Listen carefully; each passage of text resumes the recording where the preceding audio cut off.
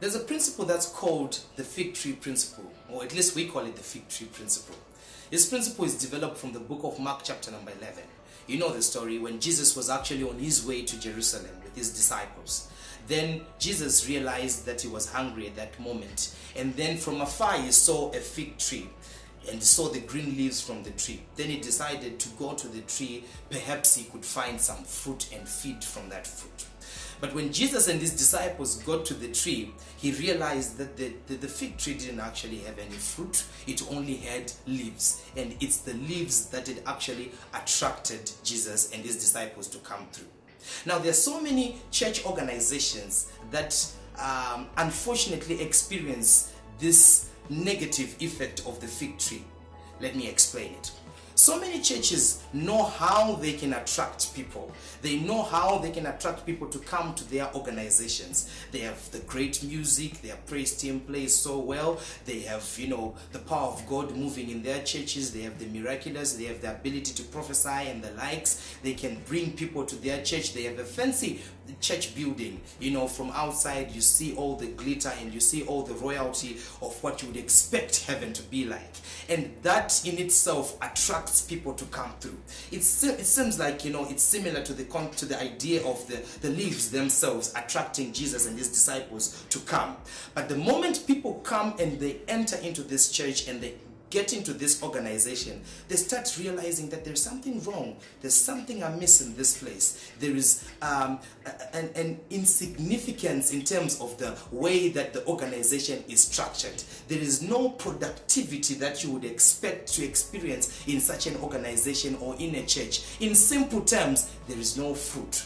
People don't realize, especially church leaders, they haven't really realized that when people come to their churches, they are not coming for the leaves. No, in as much as they have been attracted by the leaves, in as much as they have been lured and pulled by the leaves, they are not coming for the leaves, they are coming for the fruit.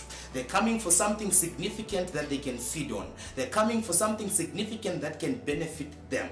They're coming for something significant that they can find that can edify their lives, edify their spiritual lives, edify them as people in their workplaces, as mothers, as fathers, as significant individuals, even in their families.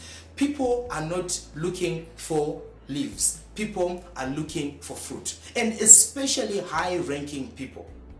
I know there are some people who can just come to church because they're just excited about the leaves, but these people are not high-ranking people. High-ranking individuals like Jesus and his team of disciples are looking for fruit. So the question you have to ask yourself is, in as much as we have a glamorous building, church building, in as much as we have the power of God working in our lives, I'm not saying that it's not important. All that is very crucial. In as much as you can say we have people who know how to preach in our church and the likes, I'm not saying that's not important. All that is crucial for ministry to work well. But the question you have to ask yourself is, do we have fruit? Do we have something that people can feed on, especially high-ranking people? Now, the reason why I'm making an emphasis on high-ranking people is simply this. Jesus himself was a high-ranking individual. Now, the challenge with high-ranking people is this. When they come to your organization, when they attend church, when they attend your church service, after the service, they would have made an analysis of what's happening around, how organized you are, how your structures and how maybe your people are arranged and how people serve them and how people talk to them. They literally look at the order of your church organization. And if they don't see anything that your church organization has produced, if they don't see a fruit, if they don't see something significant that they can feed on, they are going to make a comment. Either way, even if they see it, if they see a fruit, they will make a comment. Now, the big question is, when they don't see a fruit, what kind of a comment are they going to make?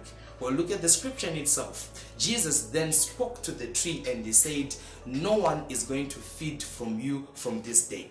It's a word that an influential person spoke, and it was exactly like that. When the disciples came through that place again later on, they realized that indeed the tree had dried up from the roots. Now, in our context, you realize that an influential person, the moment that they see that there is disorder in your church, they are going to leave that place.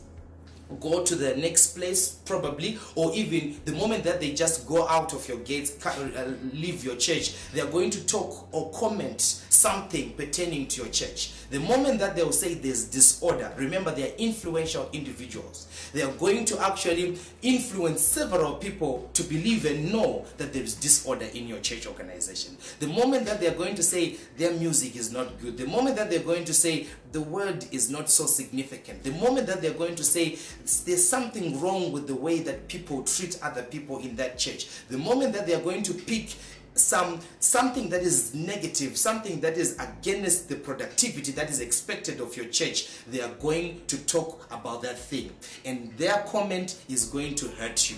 In time, with time, that comment is going to spread into the society and community that you are part of, and before you know it, your ministry, your organization will start drying up. Now, the drying up of your ministry is not necessarily to just say you won't be able to produce fruit in a sense, but the drying up of your ministry is to literally say you are no longer going to be as significant as you think you are, or as you are expected to be within the society and community that you are part of. From that day onwards, you won't be able to feed anyone else, because when everyone looks at you, when everyone hears your word, when everyone looks at your church, they will just think this church is not so productive. For more information on equipping church leaders and church workers, kindly contact us on the details showing on your screen.